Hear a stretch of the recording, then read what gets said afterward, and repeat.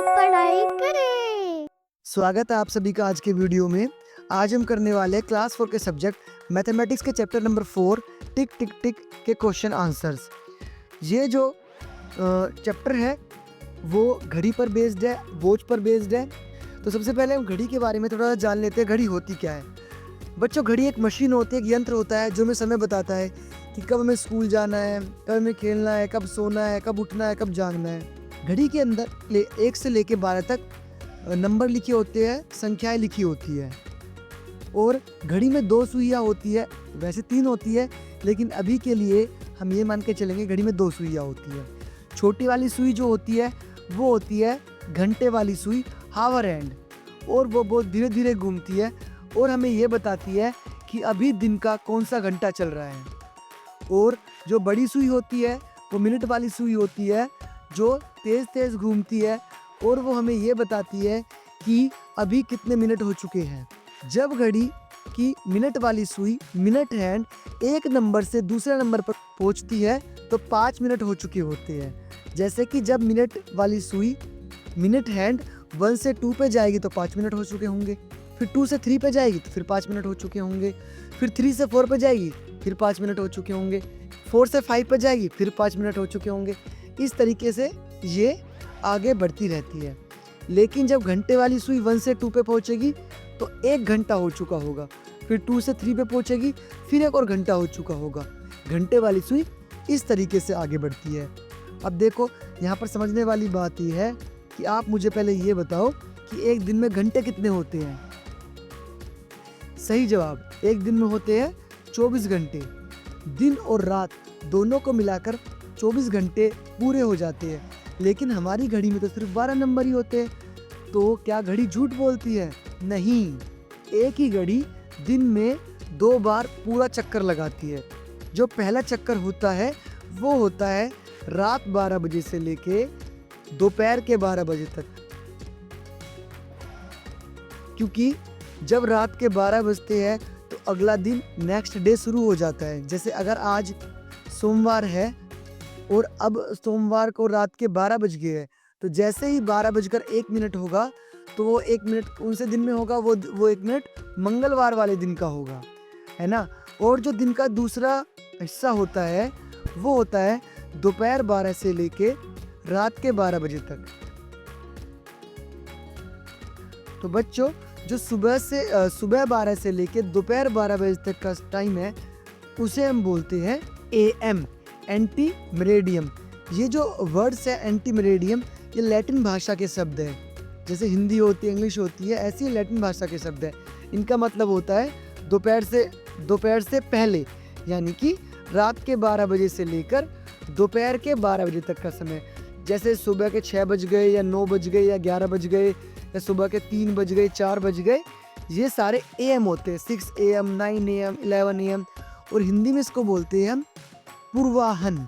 6 बजे पूर्वाहन, 9 बजे पूर्वाहन, 11 बजे पूर्वाहन, है ना। इसी तरीके से जो दोपहर के बाद का समय होता है उसे बोलते हैं PM, पोस्ट मेरिडियम, यानी कि दोपहर 12 बजे से लेके रात के 12 बजे तक का समय।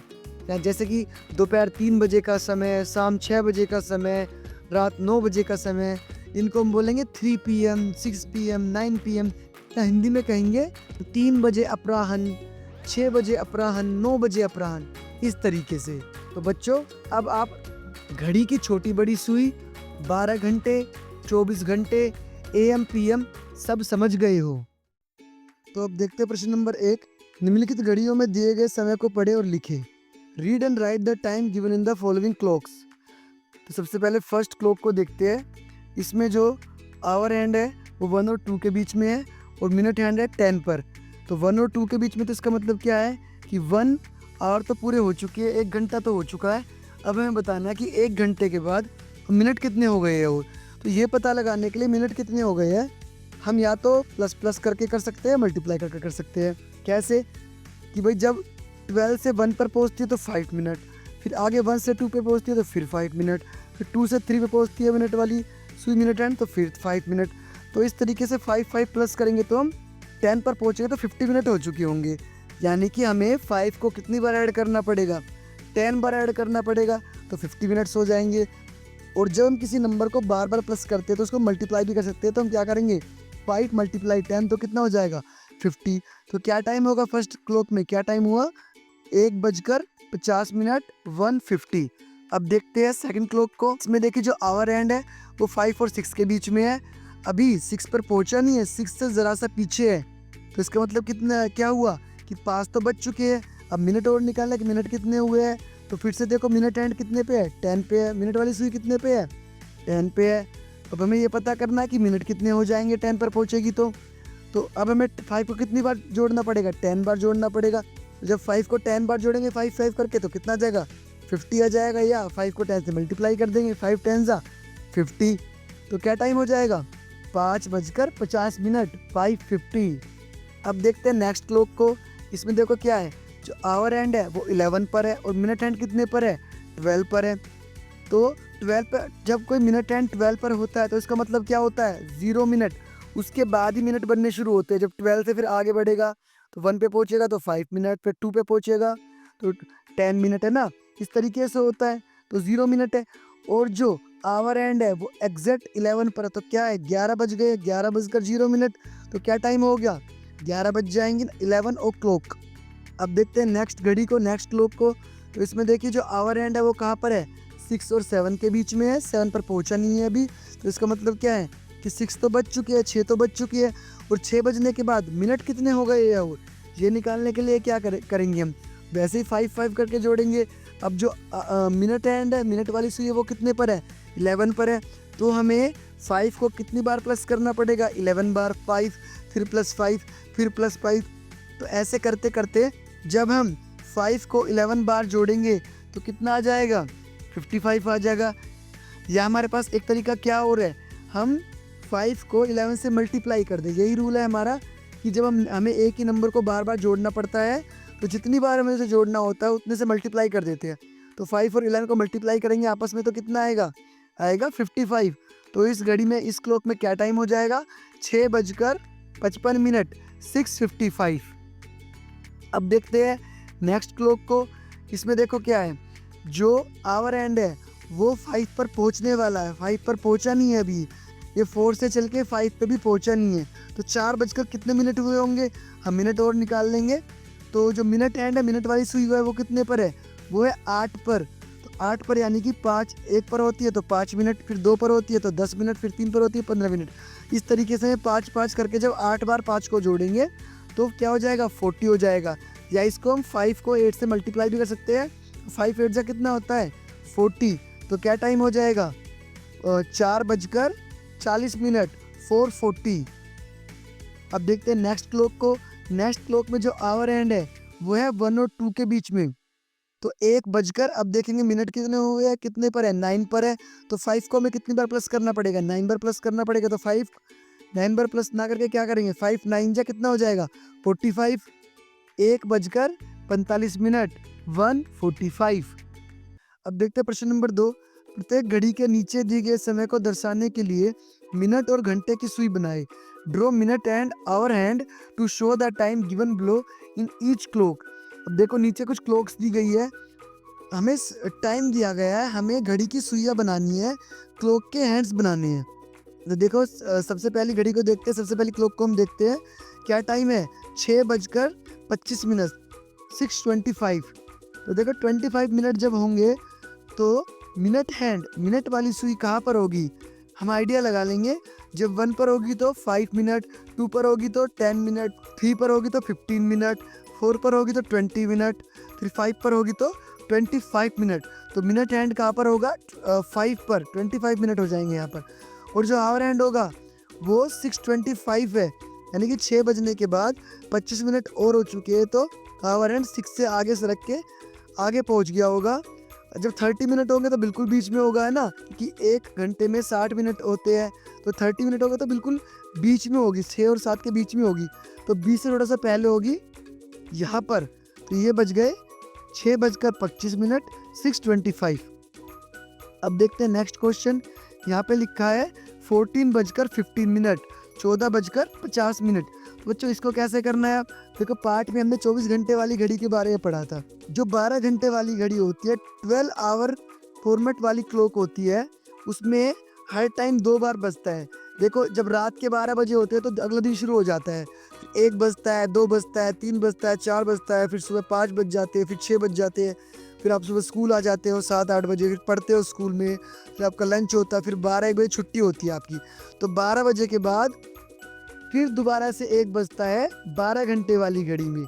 लेकिन 24 घंटे वाली घड़ी में फिर दोबारा से 1 नहीं बजेगा, फिर बजेगा 12 के बाद 13, यानी कि 1 की जगह क्या बजेंगे 13 बजेंगे, फिर 2 की जगह 14 बजेंगे, 3 की जगह 15 बजेंगे, 4 की जगह 16 बजेंगे, 5 की जगह 17 बजेंगे, 6 की जगह 18 बजेंगे, 7 की जगह 19 बजेंगे, 8 की जगह 20 बजेंगे, फिर 9 की जगह 21 बजेंगे, 10 की जगह 22 बजेंगे, 11 की जगह 23 बजेंगे, इस तरीके से। और फिर जब दोबारा रात के 12 बजेंगे तो वो 0 बज जाएंगे, यानी कि दिन खत्म हो गया। अब 0 बजने के बाद फिर से अगले दिन के मिनट शुरू हो जाएंगे। इस तरीके से होती है 24 घंटे वाली घड़ी। तो 14 बजने का मतलब है, 14 बजने का मतलब है कि 2 बज गए हैं, दोपहर के 2 बज गए हैं। तो 2 बजकर जब 50 मिनट होंगे तो मिनट वाली सुई 50 मिनट के हिसाब से कहाँ पर होगी? जब 5-5 जोड़ते चलेंगे तो हम 10 पर पहुंच जाएंगे। तो मिनट वाली सुई कहाँ पर होगी? 10 पर होगी। और घंटे वाली सुई 14, यानी कि 2 बजे के बाद 2 और 3 के बीच में, क्योंकि 60 मिनट में घंटा एक पूरा हो जाता है। अभी 50 मिनट हुए हैं तो 3 से थोड़ी सी पहले होगी, यहाँ पर होगी। तो ये होगी घंटे वाली सुई, आवर एंड। तो क्या टाइम हो गया ये? 2:50 या इसको हम बोल सकते हैं 14:50, 14:50। अब देखते हैं नेक्स्ट घड़ी, इसमें क्या दे रखा है? इसमें दे रखा है घंटे 0 और मिनट 15। तो देखो 0 घंटे कब होते हैं? जब कोई दिन बिल्कुल पूरा हो जाता है और फिर से अगला दिन शुरू होता है। दिन पूरा कब होगा? जब रात के 12 बजे दोनों सुइयाँ, दोनों एंड्स 12 पर मिल जाएंगी, है ना। तो 0 बजे होंगे, 0 घंटे होंगे, क्योंकि तो दिन अगला दिन शुरू हुआ है और अगले दिन के 15 मिनट हो चुके हैं। 15 मिनट होने का मतलब है कि घंटे वाली सुई तो होगी 12 से थोड़ी सी आगे, क्योंकि 15 मिनट हो चुके हैं। और मिनट वाली सुई कहाँ पर होगी? 3 पर होगी 15 मिनट के हिसाब से। तो ये देखो, ये बज गए 0:15। अब देखते हैं नेक्स्ट क्लॉक को। नेक्स्ट क्लॉक में क्या है? 18:05, 18:05। तो 5 मिनट में हमारी मिनट हैंड, मिनट वाली सुई कहाँ पर होगी? 1 पर होगी। और 5 मिनट जब 6 बजते हैं तो एग्जैक्ट 6 पे होती है घंटे वाली सुई आवर हैंड। लेकिन अब 5 मिनट हो गया है तो 6 से थोड़ी सी आगे यहाँ पर पहुँच जाएगी। ये बज गए 18:05, 18:05। अब देखते हैं नेक्स्ट घड़ी, नेक्स्ट क्लॉक। इसमें है 22:20। तो 22 का मतलब क्या होगा? 22 का मतलब हम लगा लेंगे हिसाब अपना। 1 होगा तो 13, 2 होगा तो 14, 3 होगा तो 15, ऐसी 22 होगा तो क्या होगा? 10। तो 10:20, ये रात के 10 बजे अब है। 20 मिनट पर सुई क्या होगी? 20 मिनट पर सुई हम अगर 5-5 से आइडिया लगाए तो पहुंच जाएगी 4 पर। तो मिनट हैंड होगा 4 पर। और जो आवर हैंड होगा वो 22, यानी कि 10 के बाद 20 मिनट से जब होंगे तो थोड़ा सा आगे से लग जाएगा, यहाँ पर हो जाएगा। तो ये बज जाएंगे 22:20, 22:20, यानी कि रात के 10:20। अब देखते हैं नेक्स्ट घड़ी। इसमें लिखा है 15:55, 15:55। तो देखो जब दोबारा सुई 1 पर आती है घंटे वाली तो 13 बजते हैं, फिर दोबारा 2 पर आती है तो 14 बजते हैं, और 3 पर आती है तो 15 बज जाते हैं। लेकिन 15 का मतलब क्या होगा? 3 हो गया 15 का मतलब। और 55 मिनट, तो 55 मिनट पर जो आवर हैंड होगा वो कहाँ पर होगा? वो होगा 11 पर। अगर हम 5-5 जोड़ते हिसाब लगाए तो 55 मिनट होंगे तो हम 11 पर पहुँच जाएंगे। जब आप ज़्यादा क्वेश्चन करोगे इस तरीके से तो आपको अपने आप आइडिया लगना शुरू हो जाएगा कि 1 का मतलब 5 मिनट, 2 का मतलब 10 मिनट, इस तरीके से आपको याद हो जाएगा, है ना। तो 55 का मतलब क्या होगा कि मिनट हैंड कहाँ पर होगा? 11 पर होगा। और 55 मिनट हो चुके हैं। 60 मिनट में तो पूरा 1 घंटा हो ही जाता है ना। तो 55 मिनट का मतलब क्या होगा कि जो आवर हैंड 4 से थोड़ा सा पहले होगा, यहाँ पर होगा। तो ये टाइम कितना हो गया? ये हो गया 3:55 दोपहर के 15:55, 15:55। अब देखते हैं प्रश्न नंबर 3। निम्नलिखित तिथियों को अंकों में लिखिए। Write the following dates in the numbers. अब ये क्वेश्चन हमारा बड़ा ही इजी है, लेकिन इजी कब होगा? इजी तब होगा जब आपको याद होगा कि जनवरी को बोलते हैं 1, फरवरी को 2 दूसरा महीना, फिर मार्च को 3rd तीसरा महीना, अप्रैल यानी कि 4 चौथा महीना, फिर मई यानी कि 5 पांचवा महीना, फिर जून यानी कि 6 छठा महीना, फिर जुलाई यानी कि 7 सातवां महीना, फिर अगस्त यानी कि 8 आठवां महीना, फिर सितंबर यानी कि 9 नौवां महीना, फिर अक्टूबर यानी कि 10 10वां महीना, फिर नवंबर यानी कि 11 11वां महीना, फिर दिसंबर यानी कि 12 12वां महीना। इस तरीके से एक साल में 12 मंथ्स होते हैं, 12 महीने होते हैं। इस क्वेश्चन में हमें कुछ नहीं करना, सिर्फ जो बीच में महीना लिखा है ना, ये देखो पहले क्वेश्चन को देखो, लिखा है 23 जुलाई 2009, तो जुलाई कौन सा महीना होगा, आइडिया में खुद लगाना है। जनवरी पहला, फरवरी दूसरा, मार्च तीसरा, अप्रैल चौथा, फिर मई पांचवा, जून छठा, जुलाई सातवां, तो जुलाई मतलब 7, तो लिखेंगे 23, फिर ऐसे एक स्लैश लगाएंगे, फिर जुलाई मतलब सातवां तो 07, फिर स्लैश लगाएंगे 2009। तो इस हमने जो ये शब्दों में लिखी थी हमने इसको अंकों में लिख दिया। अब देखते हैं नेक्स्ट क्वेश्चन, 1 मार्च 1990, तो इसको कैसे लिखेंगे, इसको लिखेंगे ऐसे 1 स्लैश मार्च मतलब 3 03 स्लैश 1990 1990 1990। फिर देखते हैं थर्ड में क्या है, 23 सितंबर 2022, तो इसको भी ऐसे लिखेंगे, पहले लिखेंगे 23 23, फिर स्लैश लगा देंगे। सितंबर कौन सा महीना होता है, सितंबर कौन सा महीना होता है नौवां महीना, लिखेंगे 09, फिर स्लैश लगाएंगे। फिर आगे कौन सा साल है, 2022 2022। फिर देखते हैं नेक्स्ट, लिखा है 2 अक्टूबर 2020, इसको भी ऐसे ही कर लेंगे, लिखेंगे पहले 2, फिर स्लैश लगाएंगे। अक्टूबर कौन सा महीना होता है, अक्टूबर 10वां महीना होता है, 10, फिर स्लैश लगाएंगे, फिर लिखेंगे 2020। फिर नेक्स्ट देखते हैं पांचवा क्वेश्चन, 15 जून 2020, इसको भी ऐसे करेंगे, 15 लिखेंगे, स्लैश लगाएंगे। जून कौन सा महीना होता है, जून होता है छठा महीना, 06, फिर स्लैश लगाएंगे, फिर लिखेंगे 2000, क्या डेट हो गई, 15/6/2000, 15 जून 2000। फिर लास्ट है 8 मई 1961, 8 मई 1961, इसको भी ऐसे लिखेंगे 08 स्लैश मई कौन सा महीना होता है, जनवरी फरवरी मार्च अप्रैल मई, पांचवा महीना 05 मई की जगह लिखेंगे, फिर स्लैश लगाएंगे, 19 को लिखेंगे सेम ऐसे ही, तो क्या डेट हो जाएगी 8 मई 1961। अब देखते हैं प्रश्न नंबर 4, दी गई तिथियों को शब्दों में लिखिए, write the given dates in words. अब इसका उल्टा करना है, पहले हमें तिथियां दे रखी थी शब्दों में, उनको हमें नंबर्स में लिखा था, अब नंबर्स में ले रखी है, उसको हमें शब्दों में लिखना, तो कैसे लिखेंगे देखो, अब इस सिर्फ हमें महीना चेंज करना, जो महीना लिखा है उसको हमें वर्ड्स में लिख देना है।